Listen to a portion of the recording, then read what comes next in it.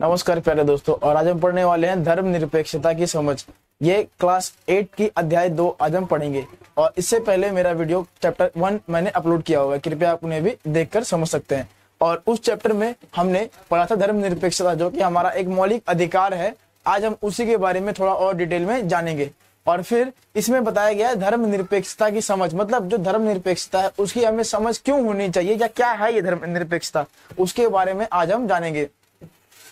तो फिर यहाँ आप देखते हैं कि अब ये स्टोरी एक लेके आते हैं कि एक मुसलमान समुदाय, या कल्पना कीजिए कि आप किसी ऐसे देश में रहते हैं जहां पर क्रिश्चियन यानी कि ईसाइयों का ही जनसंख्या अधिक है, और अन्य दो समुदाय जैसे कि हिंदू और मुसलमान, इनकी संख्या कम है। तो वो लोग ये चाहेंगे कि आप जो कि अल्पसंख्यक हैं वो भी उन्हीं का धर्म अपनाएं या उन्हीं के धर्मों को माने, ना कि अपने धर्म को। तो वही सब ये लोग ये बता रहे हैं कि अब जिस भी लोगों की जनसंख्या, मतलब जिस समुदाय के लोगों की जनसंख्या अधिक होती है, वो अपने धर्म को मानने के लिए या अपनाने के लिए दूसरे को फोर्स करते हैं, यानी कि उसको दबाव उत्पन्न करते हैं। तो इसी को हम कट्टरपंथी कहते हैं। और ये किसी भी क्षेत्र में हो सकता है, चाहे वो एक मुस्लिम क्षेत्र हो, एक हिंदू हो, या एक आपका ईसाई प्रधान हो। मतलब जिस भी देश में जिस समुदाय के लोगों की जनसंख्या अधिक होगी, वो यही चाहेंगे कि दूसरे क्षेत्र के या दूसरे समुदाय के लोगों को भी अपने ही समुदाय में शामिल कर लिया जाए, या उनको उन पर जोर जबरदस्ती से अपना हक जमाया जाए। अब इन्हीं सब से छुटकारा पाने के लिए, या जो जिनकी जनसंख्या कम होती है उनके लिए या उनके जो अधिकार हैं उनका उल्लंघन ना हो, इसी के लिए हम धर्म निरपेक्षता को अपनाते हैं। क्योंकि धर्म निरपेक्षता का मतलब ही यही है कि आप किसी एक विशेष धर्म के लिए आप पक्षपात ना करें। और ये फिर आप जानेंगे इसमें कि धर्म निरपेक्षता को मुख्यतः 3 स्तरों में या 3 उद्देश्यों से बनाया गया था, जिसमें सबसे पहला, अब यहाँ पर इसकी डेफिनेशन है कि धर्म निरपेक्षता है क्या। अब इसमें आप जानेंगे कि धर्म निरपेक्षता के अंतर्गत आप किसी भी एक विशेष राज्य या किसी भी एक भारतीय राज्य में धर्म और राज्य की शक्तियों को एक दूसरे से अलग रखने की जो रणनीति अपनाई गई, इसी अवधारणा को धर्म निरपेक्षता कहा गया। देखिए, हुआ ये क्योंकि हमारा देश भारत, जिसमें विभिन्न प्रकार के अलग अलग समुदाय और अलग अलग धर्मों के लोग निवास करते हैं, इन्हें सभी के अधिकारों का उल्लंघन ना हो एवं किसी की भावनाओं को ठेस ना पहुंचे, इसीलिए इन सब के संरक्षण के लिए ही यह नीति को अपनाई गई थी, ताकि सभी लोग अपने धर्म को खुशी खुशी अपनाएं और किसी दूसरे से वो दबाव उत्पन्न ना करे। और इन्हीं सब, क्योंकि हमारे देश में धर्मों की विभिन्न प्रकार की विविधता थी, इन्हीं सबका ध्यान रखते हुए इन्होंने धर्म निरपेक्षता का शुरुआत किया था। और फिर यहाँ पर है कि धर्म को राज्य से अलग रखना क्यों जरूरी है।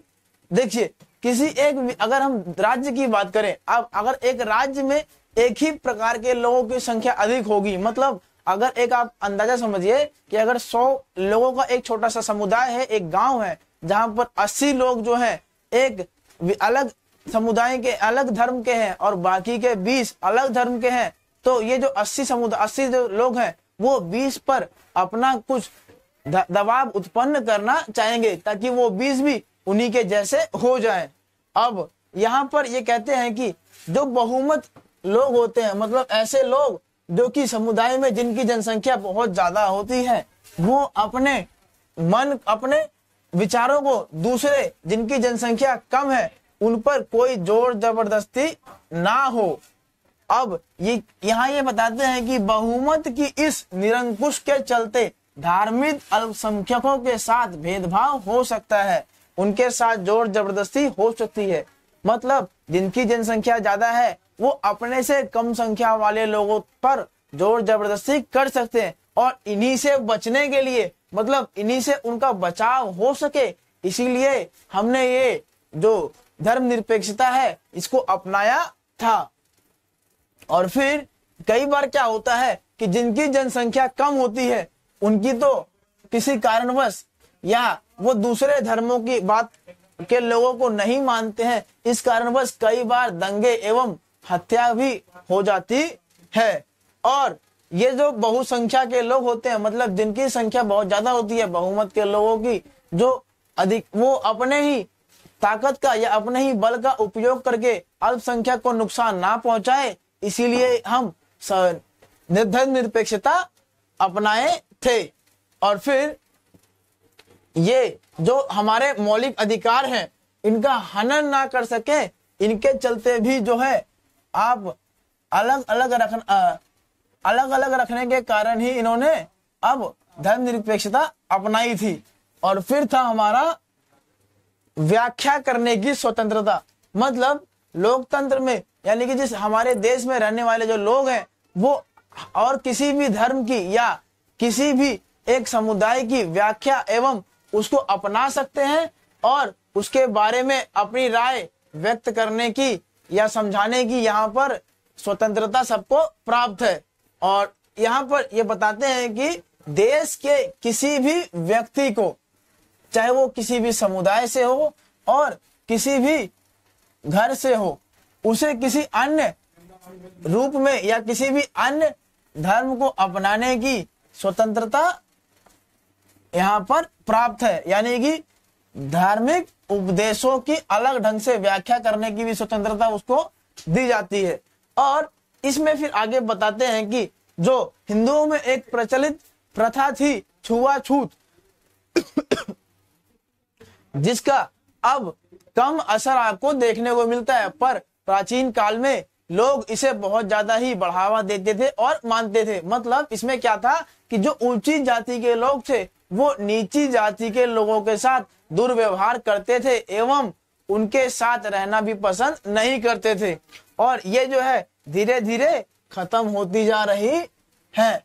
और फिर इसके बाद आप ये देखेंगे कि अब यहाँ पर एक छोटा सा बच्चों द्वारा पिक्चर तैयार किया गया है, जिसमें ये क्या लिखते हैं, एक तरफ मस्जिद है, मंदिर है और गुरुद्वारा है, और इसमें ये बता रहे हैं हम साथ साथ हैं। मतलब धर्मनिरपेक्षता के अंदर सभी धर्मों के लोग एक साथ, किसी भी एक पक्ष, एक धर्म को ना ही बढ़ावा देते हुए सभी को एक समान मानकर हम लोग साथ में रहते हैं। और भारतीय धर्मनिरपेक्षता क्या है? अब देखिए हमारे देश भारत में जो धर्मनिरपेक्षता अपनाई गई है उसके बारे में ये बताते हैं। और भारतीय धर्मनिरपेक्षता क्या है, तो इसमें आप ये देखेंगे कि भारतीय धर्मनिरपेक्षता के अंतर्गत ये 3 बातों का ख्याल रखा जाता है, जिसमें सर्वप्रथम है कि कोई भी एक धार्मिक समुदाय किसी दूसरे को ना दबाए। मतलब अगर आप किसी एक समुदाय से हो तो आप दूसरे को ना दबाएं, दूसरों को ऐसी बातें ना बोलें जिनसे उनको या उनके धार्मिक समुदाय को ठेस पहुंचे। उसके बाद दूसरा है कुछ लोग अपने ही धर्म के अन्य सदस्यों को ना दबाए। जैसे मैंने अभी आपको बताया था कि हिंदू धर्म में पहले छुआछूत की प्रथा काफी प्रचलित थी, जो कि एक जो बहुमत या ऊंचे समुदाय के लोग थे वो अपने ही धर्म में नीचे समुदाय के लोगों को दबाव उत्पन्न करते थे, जो कि नहीं होना चाहिए। तीसरा है राज्य ना तो किसी खास धर्म को थोपेगा ना ही लोगों की धार्मिक स्वतंत्रता छीनेगा। मतलब भारत का कोई भी राज्य किसी एक विशेष धर्म को बढ़ावा नहीं देगा, और जो भी लोग उस देश में या उस राज्य में निवास करते हैं उस राज्य के लोगों पर किसी भी प्रकार का अपना दबाव डाले बिना उनकी धार्मिक स्वतंत्रता को नहीं छीनेगा। वो जिस भी धर्म को मानना चाहे वो मानने के लिए स्वतंत्र है। ये हमारे भारत की स्वतंत्रता हमें बताती है। और उसके बाद ये कहते हैं कि भारत राज्य की बागडोर ना एक धार्मिक समूह के हाथों में होगी, और यहाँ तक कि जो कोर्ट कचहरी है इनमें भी और सरकारी विद्यालयों में भी किसी एक धर्म को प्रोत्साहन नहीं किया जाएगा।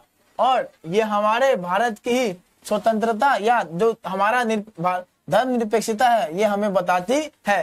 प्यारे बच्चों, धर्मनिरपेक्षता अलग अलग देशों में अलग अलग रूपों से मानी जाती है। जैसे संयुक्त राष्ट्र अमेरिका में धर्मनिरपेक्षता और जो कानून है इन दोनों को अलग अलग माना जाता है। मतलब वहां क्या होता है कि आप अगर किसी एक धर्म के हैं तो अगर उसमें आपके ऊपर कोई दुर्व्यवहार हुआ है तो वो धार्मिक समुदाय के लोग ही उसका आपके लिए कोई हल निकालेंगे। उसके लिए सरकार द्वारा आपको कोई भी सहयोग प्रदान नहीं किया जाता है। और इसमें भारतीय धर्मनिरपेक्षता के अंतर्गत सरकार द्वारा सहयोग प्रदान होता है। मतलब हमारे देश में क्या होता है कि जब भी अगर आपके साथ कोई दुर्व्यवहार हुआ है या आपकी स्वतंत्रता का या आपके धर्मों को कोई किसी ऐसी बात से ठेस प्रदान हुई है या आपके किसी भी धर्म के हो और आप पर किसी अन्य धर्म द्वारा दबाव उत्पन्न किया जा रहा है तो उसके लिए आपके सहयोग में सरकार आगे रहती है। और फिर है आपके पास धार्मिक वर्चस्व को रोकने के लिए भारतीय धर्मनिरपेक्षता का दूसरा तरीका है हस्तक्षेप की नीति। मतलब इसमें क्या होता है कि आप किसी भी धर्म के हो उसकी सभी भावनाओं का यहाँ पर सम्मान किया जाता है और आपके लिए उसमें हस्तक्षेप नहीं किया जाता। मतलब यहाँ लिखते हैं कि किसी सभी धर्मों की भावनाओं का सम्मान करने और धार्मिक क्रियाकलापों में दखल ना देने की राज्य की कुछ खास धार्मिक समुदाय को कुछ विशेष छूट देता है। मतलब आप किसी भी दूसरे धर्म में या दूसरे समुदाय के लोगों में अपनी भावनाओं को अपने धर्म को हस्तक्षेप नहीं कर सकते या उसमें रुकावट उत्पन्न नहीं कर सकते हैं। और यहाँ पर ये क्या बता रहे हैं, एक पाजी है श्री परमजीत सिंह और परमजीत और उसके मित्र के यहाँ पर वार्तालाप हुई है जो कि यहाँ बताते हैं कि दिल्ली में हेलमेट का पहनना अनिवार्य हो गया है। तो ये परमजीत जी कहते हैं कि फिक्र मत करो, मुझे तो जुर्माना नहीं देना पड़ेगा। क्यों? क्योंकि जो हमारे परमजीत सिंह हैं ये एक सिख समुदाय के हैं जहां पर इन्हें पग यानी कि पगड़ी पहनना एक इनके धर्म को के लिए अनिवार्य माना गया है और ये एक बुनियादी उसूल है एक सिख का कि वो तो पगड़ी पहनेंगे ही। और देखिए हेलमेट जिस प्रकार हमारे सिर को बचाता है, सिख की पगड़ी भी उन्हें उनके सिर को बचाव के लिए होती है। तो यहाँ पर ये पगड़ी पहनने के बाद हेलमेट का कोई अनिवार्यता नहीं होती क्योंकि अगर वो पगड़ी का हटाएंगे तो उनके धर्म के विरुद्ध है। और हमारा देश सभी धर्मों को या उनके सभी बातों को उनके सभी उसूलों का सम्मान करता है एवं मानता है। अब फिर यहाँ पर आप इसका दूसरा देखेंगे कि धार्मिक वर्चस्व को रोकने के लिए भारतीय धर्मनिरपेक्षता का तीसरा जो आपका तरीका है वो है हस्तक्षेप का। इसमें या इसके अंतर्गत क्या होता है कि अगर आप किसी एक विशेष धर्म के हैं और क्षेत्र के हैं और आप किसी अन्य पर या अपने ही लोगों पर, अपने ही धर्म के लोगों पर आप किसी भी प्रकार का दबाव या उनके विरुद्ध कार्य कर रहे हैं तो उन्हें हमारी सरकार हस्तक्षेप करके कानूनी रूप से सुरक्षा प्रदान करती है। जिसमें ये बता रहे हैं कि जो हिंदू धर्म के जो लोग हैं वो अपने से ही नीची जाति के लोगों पर दबाव बनाते थे और उन्हें रोकने के लिए ही ये तीसरा जो है हमारा हस्तक्षेप का नियम लागू किया गया है। और इसमें कहते हैं कि धर्म के नाम पर अलग अलग करने और भेदभाव को रोकने के लिए भारतीय संविधान ने छुआछूत पर पाबंदी लगाई है। मतलब ये जो धर्म के नाम पर और छुआछूत के नाम पर जब विभिन्न प्रकार के लोग एक दूसरे को उकसाते हैं और दंगे फसाद करते हैं, इन्हीं को रोकने के लिए ही इन्होंने छुआछूत पर पाबंदी लगाई थी। और ये कहते हैं कि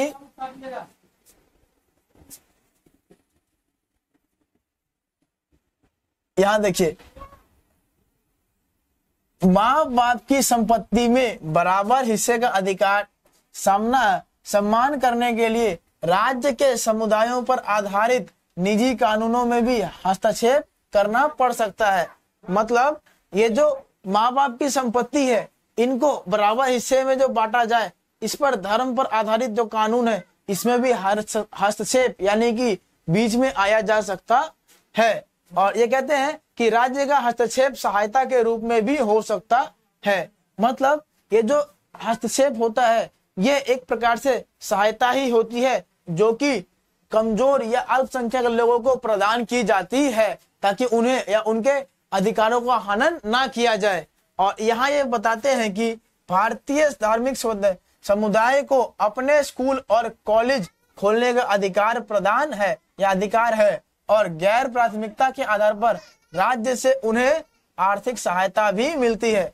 मतलब हमारे देश भारत में अगर आप अपने धर्म का बढ़ावा करना चाह रहे हैं या उस समुदाय के लोगों को उस धर्म के बारे में बताना चाह रहे हैं और जागरूकता फैलाना चाह रहे हैं, तो उसके लिए हमारा देश विद्यालय एवं कॉलेज खोलने का भी अधिकार प्रदान करता है, और उसके लिए आर्थिक सहायता भी दी जाती है। और फिर अब आप आगे देखेंगे कि जो यहाँ पर देखिए, संयुक्त राष्ट्र अमेरिका के कुछ बच्चे हैं जो कि अपने स्कूल में एक प्लेज ले रहे हैं, प्लेज ऑफ एलिगेंस। और प्लेज ऑफ एलिगेंस में क्या होता है, हम वफादारी मतलब अपने देश के प्रति वफादारी की शपथ लेते हैं। और इसमें ये जो तीनों उद्देश्य है ये भारत की स्वतंत्रता का था। अब हम आगे देखेंगे कि जो दूसरे देश है, यानी कि हमारे भारत के अलावा दूसरे देश है, उनके बारे में यहाँ पर क्या बताया गया है।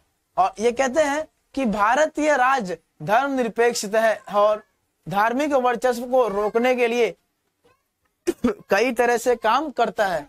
मतलब जो हमारा देश भारत है ये धर्मनिरपेक्ष है, इसके अलावा जो धार्मिक वर्चस्व लोग अपनाते हैं और करते हैं उनको रोकने के लिए कई प्रकार से कार्य करता है। मतलब अगर आप किसी एक ही धर्म के लिए वर्चस्व स्थापित करना चाह रहे हैं और उसी का ही बोलबाला है, तो उन पर भी रोक लगाया जाता है एवं उनको सही ढंग से दूसरे धर्मों का भी सम्मान करने के लिए रणनीतियां अपनाई जाती है, ताकि दूसरे धर्म का भी उल्लंघन ना हो।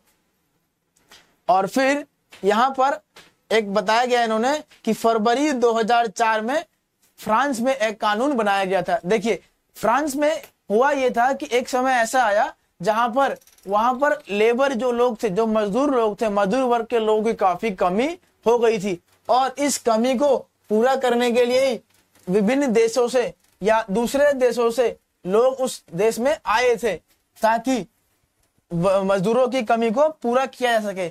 और वो जो देश थे वो आपके अल्जीरिया, ट्यूनीशिया और मोरक्को थे। इन देशों से आए हुए लोग ही वहां पर मजदूरी कर रहे थे, और क्योंकि वहां पर मजदूरों की कमी थी तो वहां के सरकार ने उस समय उन्हें वीजा प्रदान कर दिया था।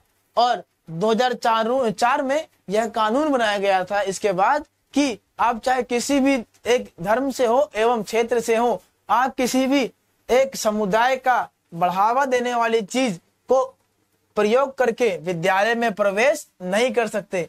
और यहाँ पर वो कोई भी धार्मिक चिन्ह हो सकता है, चाहे कोई भी जो इस्लामी विद्यार्थी है वो बुर्का नहीं पहने, यहूदी टोपी न लगाए, और बड़े बड़े ईसाई क्रॉस के चिन्हों को धारण करके विद्यालय में नहीं आएगा। और इसके बाद क्या हुआ, जो भी लोग इस बात को नहीं मानते थे उनका नाम काट दिया जाने लगा। और यहाँ ये बता रहे हैं कि इस नए कानून के लागू होने के बाद उन्होंने सिर पर रुमाल बांधने के कारण स्कूल से निकाल दिया गया।